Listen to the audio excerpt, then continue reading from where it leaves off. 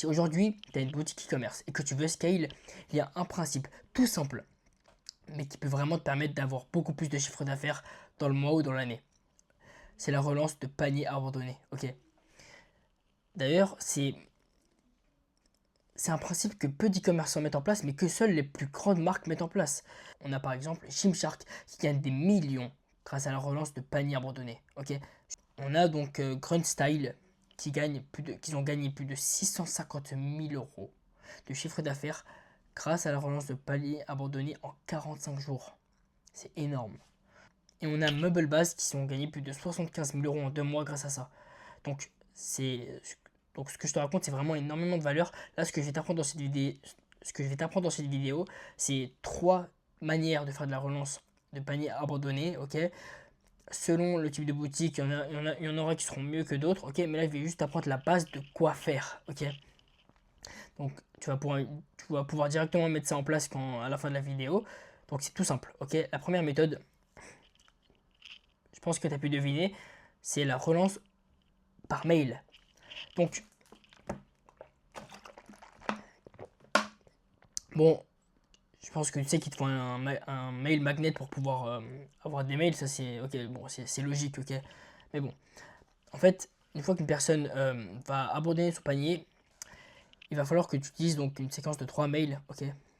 Donc, dans le premier mail, tu dois déjà impérativement un principe de base. Tu dois le relancer le plus vite possible, ok. T'attends pas 24 heures, t'attends pas 10 heures, non, tu le relances le plus rapidement possible. Max 2 heures après qu'il a abandonné son panier. Et ce que je peux te conseiller, c'est pas de faire à la minute, ok, mais de faire, allez, dans l'heure, tu vois, dans l'heure ou dans les 2 heures maximum, ok. Et d'ailleurs, c'est Alex Hormozy qui le dit, hein, il dit plus tu relances une personne rapidement, plus t'as de chances qu'elle achète, ok, parce que la personne est chaude.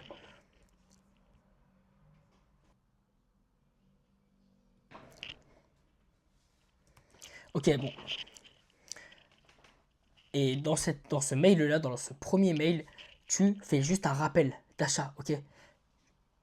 C'est juste ça, tu vois, juste un petit CTA, un petit rappel d'achat, ok, simple.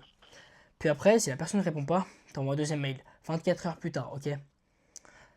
Donc là, en fait, c'est souvent que la personne, elle a certaines objections, ok, donc ça peut soit être un peu de la flemme, ou soit ce qu'il y a dans la plupart des cas, donc elle a certaines objections qu'elle a eues en fait en réfléchissant, en fait elle réfléchit avant d'acheter, et sur ça, tu ajoutes de la trust. C'est tout simple, c'est un principe premier de base, tu ajoutes de la trust, ça va pouvoir en fait augmenter ton taux de conversion, donc c'est, tu vois, donc simple et efficace, tu ajoutes de la trust, et en fonction de tes datas, si tu veux être un peu plus avancé, tu peux en fait voir les objections qui reviennent le plus souvent et essayer de les contrer de manière subtile dans le deuxième mail. Ok. Troisième mail, en fait 24 heures après le deuxième, si la personne ne répond pas, là tu peux être un peu plus agressif, ok, et mettre des techniques de FOMO avec des remises, par exemple 10% de remise qui finit dans 10 heures, ok, tu peux faire ça, ça marche très bien. Donc voilà. Et des principes premiers de base, déjà, CTA obligatoire. C'est logique, ok. Deuxième, moi je te conseille d'être un peu original, de mettre des illustrations, etc. Ok. Ça fonctionne mieux en fait. Si tu veux augmenter ton taux de conversion, fais ça, tu vois. Et sois subtil, ok. Donc je vais te donner un exemple ici. Tac. Tu vois là, quand tu vois ça, tu te dis pas que la personne veut vraiment, vraiment, vraiment que j'achète. Non, tu vois, elle est tranquille, c'est subtil, c'est vas-y, il y a un code de 10%. T'as 24 heures pour en profiter. Tiens, ok. Et la personne, bah, elle se dit, ok, cool, c'est un cadeau. C'est deuxième méthode. Ok. Alors, cette méthode, elle va s'appliquer plus si tu es une boutique d'e-commerce en high ticket. Ok. Donc, bah, déjà, il te faut un phone number magnet, hein, parce que ça, c'est vraiment important. Ok, écoute bien. C'est que va falloir que tu aies le consentement de la personne. Donc, en fait, tu lui demandes qu'elle pose son numéro elle-même pour pouvoir l'appeler. Ok. Donc, voilà. D'où le phone number magnet, parce qu'en fait, bientôt en France, ce sera interdit de faire de la prospection en B2B. Donc, c'est très important. Ok. Et donc, là, tu as plusieurs solutions. Soit tu le fais toi-même, ou avec un setter humain. Donc tu peux appliquer ces principes de base, hein. Donc fais pas passer pour un vendeur, ok, mais plus pour une personne qui veut conseiller, ok. Petit tips, le nom et le prénom pour de la proximité. Euh, Utilise des accroches qui sont différentes des commerciaux normaux. Vraiment, soit original, soit toi-même, tranquille. Et pose des questions ouvertes. Ça, c'est le principe premier de base, ok. Ou soit tu utilises un agent IA vocal. Et sur ça, tu pourras traiter beaucoup plus de relance, ok. Être beaucoup plus rapide.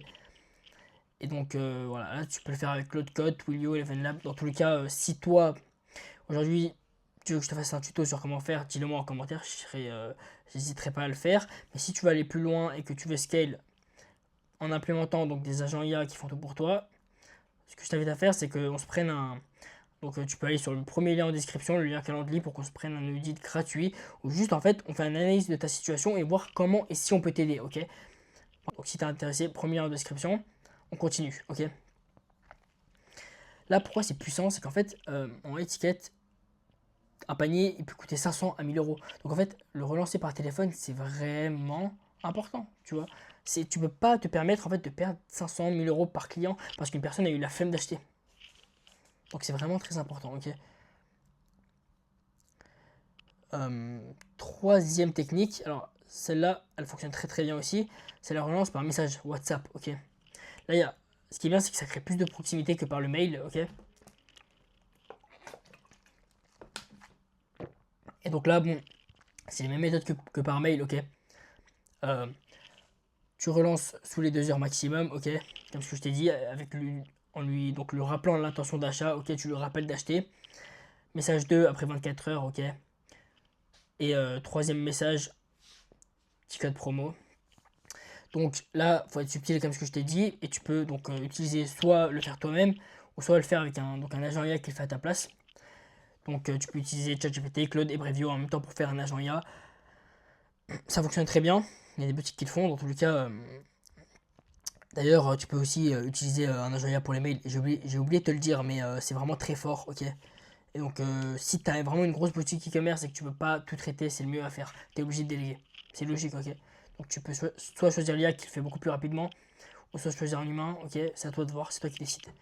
Il y a un principe premier, et j'aimerais finir sur ça, c'est qu'en fait, pourquoi tu dois relancer, c'est que la personne, en fait, si elle t'a pas clairement dit qu'elle voulait pas acheter, et qu'elle a eu qu'elle a mis ton produit dans un panier, c'est qu'elle a eu l'intention d'achat, elle voulait l'acheter. Sauf qu'il y a eu des malentendus qui s'est passé que tu ne peux pas connaître, je sais pas, elle a eu la flemme, ou elle procrastine, ou elle a vu une notification qui l'a fait oublier, etc. Bon bref, en fait il y a plein de choses qui font qu'en fait tu perds des clients, tu perds beaucoup de chiffre d'affaires à cause des erreurs qui sont toutes bêtes et en fait tu es obligé de faire de la relance de panier abandonné si tu veux scale. C'est la meilleure méthode si tu veux augmenter ton chiffre d'affaires sans avoir des frais supplémentaires ou baisser ta marge. Des gros frais, tu vois, comme les pubs Meta ou les pubs Facebook, tu vois, comme les pubs Meta ou les pubs Google. Donc, c'est une chose que tu dois faire, honnêtement, c'est un game changer. Donc voilà. Et si tu le fais pas encore, tu le fais. Et si tu le fais, tu peux l'optimiser avec l'IA ou en embauchant des setters humains, ok. Donc, en tout cas, j'espère que... Donc là, vraiment, on a parlé des bases, hein. On a parlé des bases sur l'ensemble, les principes de base sur quoi faire en fait pour faire de la relance, ok, les méthodes à utiliser.